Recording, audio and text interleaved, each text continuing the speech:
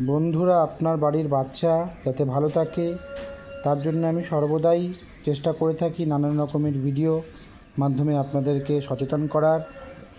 তো সেই কারণেই আমি এই ভিডিও বানাচ্ছি যে আপনার বাড়ির বাচ্চা যদি আপনি দেখেন গায়ে পোকা হয়েছে অথবা স্কিনের সমস্যা হচ্ছে, সেক্ষেত্রে আপনি নিম পাতা এবং হলুদ বেটে তাদের গায়ে মাখিয়ে ঘণ্টাখানেক রেখে তাদেরকে স্নান করাতে পারেন। তাহলে আপনি দেখবেন আপনার বাচ্চা যে গায়ে ফ্লি হয়েছিল সেটাও চলে গেছে এবং স্কিনের যে সমস্যা সেটাও অনেকটা কমে যাবে।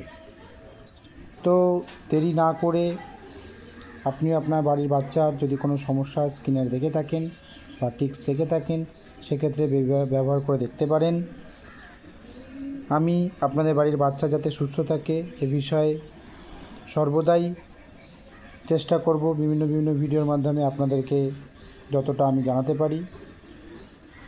তো সঙ্গে থাকবেন, ভালো থাকবেন। যদি ভিডিও ভালো লেগে থাকে তাহলে চ্যানেলটা সাবস্ক্রাইব করে দেবেন।